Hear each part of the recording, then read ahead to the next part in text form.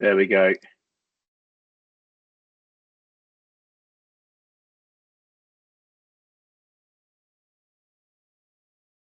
Good evening, everybody. So, welcome to the third webinar now that we've had around mortgages. So, my name is Gareth. Tonight's webinar is going to last for about 25 minutes, maybe 25 minutes. I won't keep everybody too long because I know it's very warm and very, very sunny outside, and I'm sure people have got plans other than listen to me. But thank you so much for joining the webinar. It's nice to see so many people on here, some new people, some returners as well. So, looking forward just to sharing some knowledge and some learnings that I've had over the last sort of 20 years. I think next year I've been in this industry. So it seems like longer, but it also seems like yesterday. So on to tonight's webinar.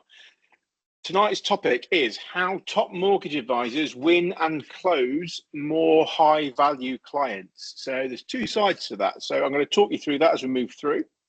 Hopefully everybody can see this. If you've got any questions, feel free to pop them in the chat or feel free to raise your hand and answer the question, whatever, entirely up to you.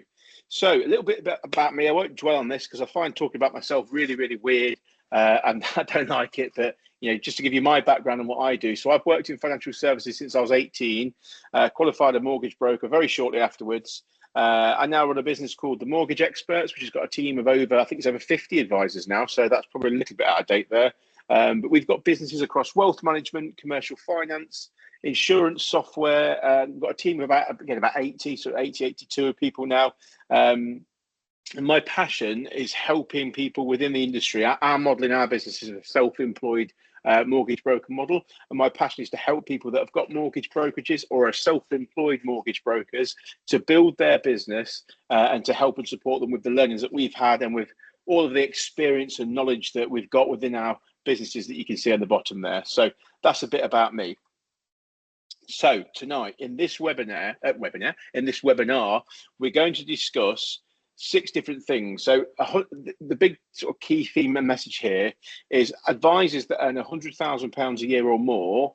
They don't work harder, they work smarter and with purpose. And I'm very lucky that I get to work with advisors that are earning significant 6-figure sums every single day.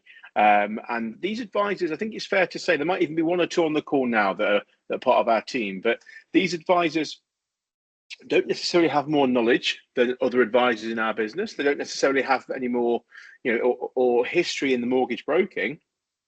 They just have a process that they follow that works for them every single time. So in this webinar, what we'll be discussing is what 6-figure advisors do differently, how to find and attract high value clients, the tools, systems and support that will help you to scale your income, branding and marketing that brings in bigger business, and mastering the big case conversion. So what we can do to master big case conversions. So on to the first part. So what do advisors that earn a 6-figure income do differently? Well, there's a few pertinent points here. So I sort of gathered up and caught an opinion from all of the different advisors in our business, and this is the common theme that ran through all of their feedback, is that they treat their work like a business. They treat it like a business and not a job. So they don't just think about being a mortgage broker. They'll think about how they brand themselves, how they market themselves, how they win introducers. They think of it very much like a business, even if it is just themselves. They work on their own in the remote part of the country, but they think of their job as a business, not just a job. And their focus is on providing value, not volume. Now, that's really, really interesting because that's where these advisors focus on the value, not just on the value of a case. So that will obviously help if you've got a bigger case size. It means you don't need to do as much volume, but they focus on providing value to their customers. So what I'm going to tell you a quick example of this, where this is when this hit home for me back in, this would have been 2010, something like that. And I remember having an evening appointment. It was a 6:30 appointment in the office back when I used to work in an estate agency as a mortgage broker. And I remember this client texted me saying that they were running 10 minutes late. Typically 10 minutes turned into 20 minutes. So they got to the office about 10 to 7. And it was on a Thursday night. I remember it implicitly. And I really wanted to go out with my friends who were all going to the pub. And these guys had turned up late, which was okay. Sometimes it happens. And they walked in the office. And within the first 5 minutes of the conversation, I realised that they told me that they hadn't actually got a deposit, and this was at a time way after 100% mortgages had disappeared. And it was a young couple, and they hadn't got a deposit. So there's two things here. I could either decide to say, well, actually, I can't help you. You need a deposit. Come back when you've got one. Or what I could do was just, they turned up in the evening. They'd given up their time as well as I'd given up mine. I can give the best job I possibly could for them and give them the best advice. And they were a lovely, lovely young couple. So thankfully, chose option B. What then happened is that client went home over the weekend to see Bank of Mum and Dad, spoken to their parents. I forget if it's whose parents it was. It was one of their parents, and explained that they'd had mortgage advice and they wanted to buy their first property. And what happened is their parents agreed on the Sunday that they would they gift their son and his wife, or his daughter and his husband, they would gift them a deposit, a 10% deposit. So on Monday morning, that client, the first thing they did was ring me to say, oh, by the way, Bank of Mum and Dad are going to give us a 10% deposit. And they found a property that they wanted to view through our estate agency. They ended up buying that property. I think they made the offer and the offer got agreed on the Wednesday. So in less than a week, they'd gone from coming in for an initial mortgage appointment, having no ability to buy a property, taking the advice. And this wasn't my process at the time. My process wasn't to give great value advice every time. My process was just to get them in and move them on and treat everybody like a transaction. So that is the biggest change that made the biggest change to my career as a broker. And I know this is the same for advisors that work in our business. They focus on the value that they can give to people, not just on volume. They spend their time, and those advisors invest in their personal development and their personal branding. They make sure that they are the forefront of their business. Their face is on everything. They don't cut their costs when things go quiet, and they're very strategic with their time. Now, that's quite a point that we should pick up on here, because it's fair to say the first quarter of this year, January, February, March, was a little bit slower. Around March, April, mainly because the stamp duty holiday had ended at the end of March, and we had a lot of completions up until then. And then with interest rates and the talk of them dropping and everything else that's going on in the world, I think a lot of clients felt that they were just holding off a little bit. And we like every business, probably like most businesses, we saw it dip a little bit around that sort of time. And the top advisors, what they didn't do is they didn't start cutting their fees and their charges and their service levels. They maintain what they do. And what they do as a role and what they do as a process is exactly, it's right. So they didn't have to change it and start giving their advice away for cutting their fees in half or doing things fees free. Their advice didn't turn bad overnight. It was just the market dipped a little bit. So what they did is they made sure that they maintain their standards, maintain their charging, and they're very strategic with their time. So they focus with their time. They don't just sort of blindly go into whatever jobs they feel like they should be doing. And they operate with consistent routines. So they have a very structured diary. So their diary won't just be open and they wake up on a Tuesday morning and think, right, what should I do today?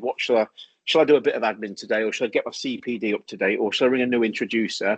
They are very, very regimented with their time, to the point that the top advisors in our business, their diary is managed on sort of 30-minute blocks every day, which is fantastic for me. That's exactly how my mind works. But I think what they do is they go, right, 9 o'clock till 9:30, that's their admin and email time. 9:30 till 10:30, they're going to prospect for new introducers. 10:30 till 11, that might be the time that they've got to follow up 3 phone calls from clients that they spoke to yesterday. It's that methodical, and that's the big difference that the six-figure advisors do differently. They also have a rock solid process in place. Now, this is a really, really key point. So an example I could use for this is if you look at McDonald's, for example, so the fast food outlet, love it or hate it, everybody's heard of it. And I don't know if you've ever been, most people will at some point have been to a McDonald's.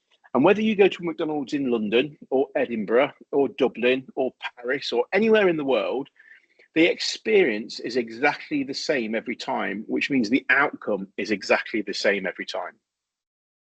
Now, that's so important, because what you will then find is if you focus on your process and tweaking your process and making your process as efficient and as positive and inviting as it can be for a client, you can then just rinse and repeat that process every single time. And the top advisors, they never, ever, ever deviate from that process. So they do a proper job every single time. Even if they're dealing with their best mate or their brother-in-law or the lad from down the cricket club or the bloke at the pub that they know, the process every single time is exactly the same. And then the outcome of that is exactly the same every time. And that means things like fee charging and protection conversations never become an issue, because they are so sure of their process, that it works, they follow it every single time. So a few key learnings there. I hope that's quite useful for people. Next up, finding and attracting high value clients. Now, this might have been a bit of a red herring that I've thrown in here because there's two sides to this. I've put here, who are your high value clients? Originally, I put, your directors, your company directors, self-employed clients, landlords, high net worth customers. And that's true. Those people, they're absolutely the sort of people that will engage with a mortgage broker and often are quite happy to pay a fee. However, there's a bit of a myth here because you've also got your middle managers, your people on £50,000 a year, £40,000 a year, families with children, dual income housing, even people that are on their own, that have got a £30,000 a year job that have just started post-university, that sort of thing. They are absolutely high value clients.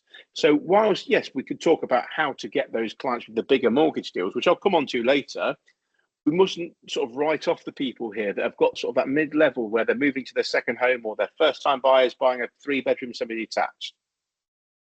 And there's a couple of ways that you can reach those higher value clients. So LinkedIn networking is fantastic. I'll talk about some systems that we can actually use later on in the presentation.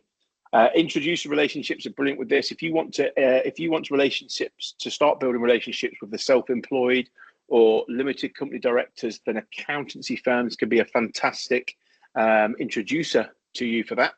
Because accountancy firms work exclusively with self-employed people. IFAs or wealth managers, financial advisors, they're a great lead source for mortgage brokers. They can often work with high net worth clients as well. And often that's probably the one part of the process with the mortgage that those advisors don't like to do, because mortgages, as we all know, they're quite laborious, quite long-winded. It's probably not going to pay you as much as what a £250,000 pension transfer would pay. So they tend to focus on that business, and a lot of IFAs will push their mortgage business to a broker. So it could be a fantastic lead source for the higher net worth clients. But also, as I've mentioned in previous webinars, speaking at local events or webinars, or hosting a local event to talk to people that are, you could become the higher net worth mortgage specialist or the self-employed mortgage specialist quite confidently. Google and Meta ads are great for targeting self-employed keywords as well. A little pro tip here. So build an offer that speaks directly to their challenges. So, mortgages for company directors.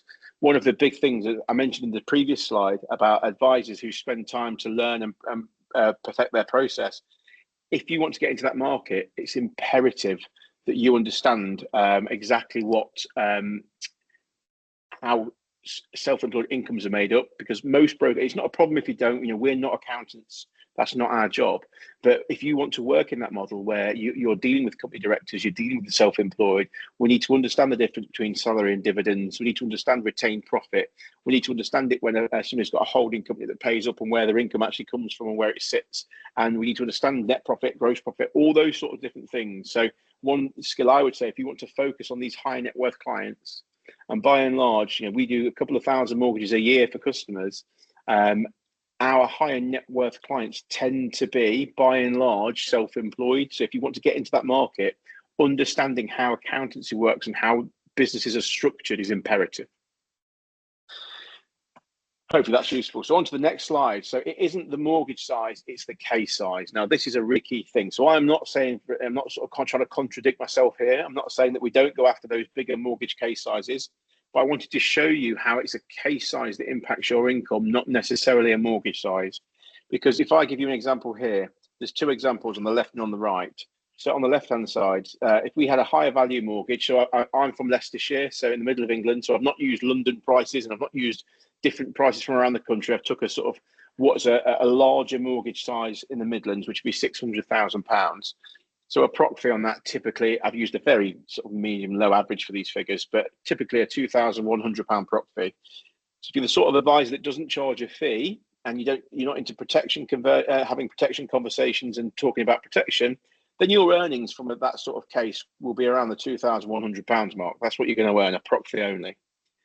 Whereas if you're an advisor, as I spoke before, having a process where you discuss everything, you charge a fee for your advice because you're confident that you provide the value where customers are willing and happy to pay a fee, and we have fantastic protection conversations.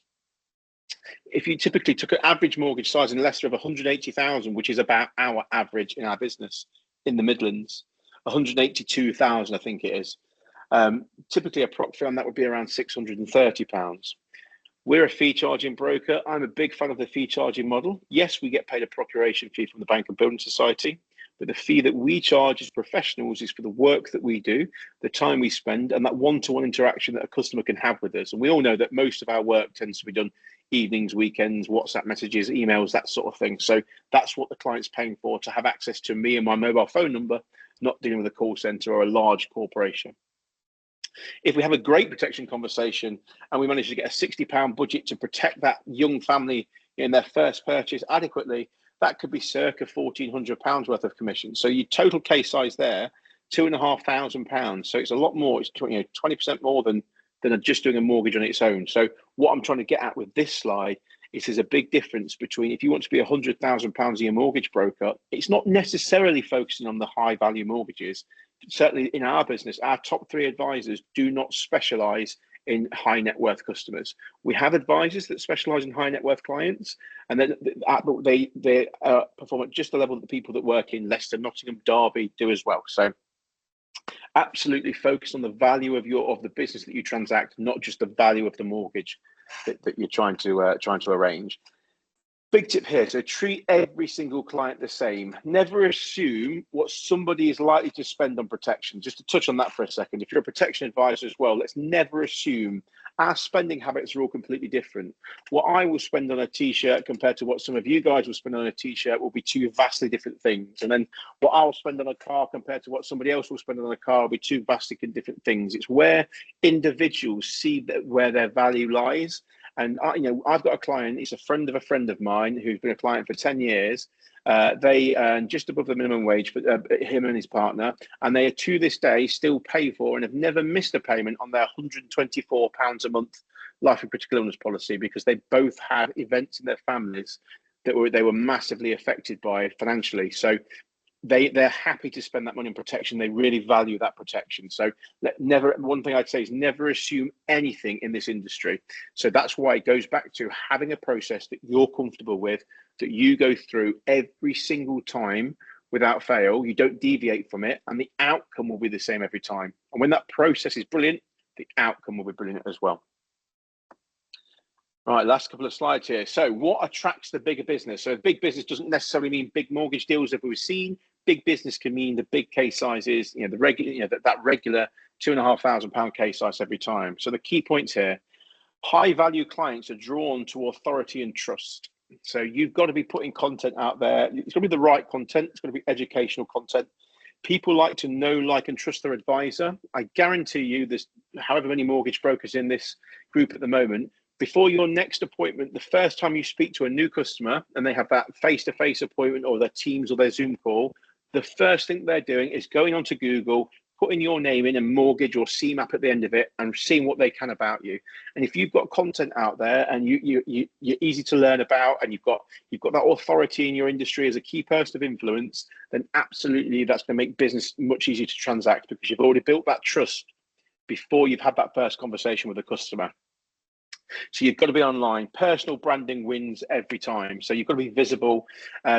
Polished and consistent is fantastic if you can be, but just getting some stuff out there, being authentic makes a big difference. I think in the last webinar we spoke about the importance of a personal brand. So the brand being Gareth Love and not the business behind it. And that's because people want to know, like, and trust the individual that they're going to deal with. Real case studies and stories are convert more than any sales pitch. So if you've had a fantastic win with a customer, you think that's a phenomenal customer, they were great to deal with, I wish I could deal with 10 more customers like that every month, and they were happy to pay my fee, and they took my recommendation, and they were a dream to deal with, and they were buzzing at the end of the process, get a testimonial from that customer. If you can, get a video testimonial that they're happy to record and send to you, that you can then use on your social media channels on Meta, Facebook, Instagram, LinkedIn, TikTok, wherever that might be, because that's such powerful social proof. It works so incredibly well when it's a real life story from real people. And what will happen then is people will resonate with, actually, I'm in that situation. And if you've got a client that was struggling because they were self-employed and they'd only been self-employed for 1 year, and this is how you, the advisors, help them to pass to get a mortgage application, get their dream home, putting that into a video format, and then you posting that will resonate with other people that are in that position, and you can guarantee you'll get leads from that as well. So that's how you'll get there. To build your personal brand is so important if you want to get those bigger case sizes. I think we're on just about the last slide now. There's not too many to go, so I won't keep you for too much longer, but this is mastering the big case conversation. So the key points here is asking powerful, open-ended questions. I recorded a load of videos for our advisors and our new advisors that are onboarding early today. And and in those videos, we're talking about fact finding and the importance of fact finding and actually really hearing and understanding, not just listening. So we might be listening, but are we hearing what customers are saying? So, we've got to get one thing, the biggest tip I could give you, and I know the top performers in our business do this. We do a lot of our fact finds on Zoom and on Teams, and we often record them so we can refer back to them and check bits and pieces and transcribe them. But advisors will go back into that and they'll watch it back. And it might be a little bit awkward watching yourself talk on a recording because nobody likes the sound of their own voice. But it absolutely helps you to spot gaps or trends or issues or places where you could tweak your advice or tweak your sales pitch, for want of a better word, to give you a much smoother process. And it's all about that process, as we've said before. Understand, as I said, mentioned, I think in an earlier slide, I jumped ahead a little bit, but understanding complex incomes. If you want to be an expert, if you want to be an expert in a particular area, we've really got to know everything about that particular area. We're using the example of self-employed directors here, but if you're unsure about it, take the time to learn, because that'll give you the edge against your competition as well. We've got advisors that specialize in self-employed clients in the business. And when we get those leads in, often we're not the first broker that they've spoken to. They've spoken to somebody else who doesn't really understand the nuances around being a limited company director and retained profits and profit versus dividends and all those sort of things. And that's where we win the business, because our advisors have that knowledge that they can share with the customer. And my last one, this goes without saying, but avoid jargon. Explaining things clearly and with confidence will build your position as a key person of influence and person that they can trust. So this is the last slide, I believe. So a couple of things here. So one of the biggest wins for us in the business, and the biggest things that the successful advisors do, is they use a CRM to track and follow up and nurture their customers like a pro, like an elite level advisor. If we put them in that category, they're elite level, but they use technology to help them do that. So if you could you can use systems like Trello, they're completely free. HubSpot, I think, has got a free package as well. You can upgrade it a little bit. But you can upgrade it as much as you want to for other functionality. But HubSpot and Trello both have free options that will help and support you massively. Advisors use templates for consistent onboarding of new customers, follow-ups, client communications. So they're quite human templates. They're not very scripted. It's not too salesy or too wooden or corporate, but it is a script that they use, and they very much use a process. All of our top performing advisors have admin or case management support for case chasing, packaging. Some have it sort of power planners as well. I would say the top 6 or 7 advisors in our business all have somebody that's dedicated to them to do that job for them. So that should be your first hire. If you're growing business and you get to a point where you can afford to take somebody on, that's the first person you should take on, because that's going to free up your time as an advisor to find the new business and speak to new people, and not be busy packaging cases and chasing lenders and sitting on hold to a bank for an hour just to get an update. That I could not recommend that point highly enough. And lastly, marketing automation. There's loads of systems out there you can use for your automation for your marketing. If you're using LinkedIn, there's a great system called Dripify that you can sign up to. I'm not selling these systems, by the way. These are just systems that I've used in my business, where you can have sort of regular content that goes out to people. You can match with the people that you want to be speaking to and drip feed them content over the course of 2, 3, 4 weeks to start building relationships and building lead sources or new clients as well. Also, there's systems out there for lead magnets too. So I think I'm just about on time. 25 minutes that was, which seems to have flown by. I hope that was quite useful for people. By all means, pop any questions in the chat. Thank you so much for joining this webinar again. If you've missed it or you had to drop half of it, I will pop it on YouTube shortly after this meeting. But thanks so much. The next one will be in July, be in the middle of July. We've moved them to the middle of the month to help people who, end of the month's really busy for signing up cases and getting cases packaged, so it just wasn't quite fitting right. So be in the middle of July. I hope to see you all there again soon. Thank you so much for joining the call.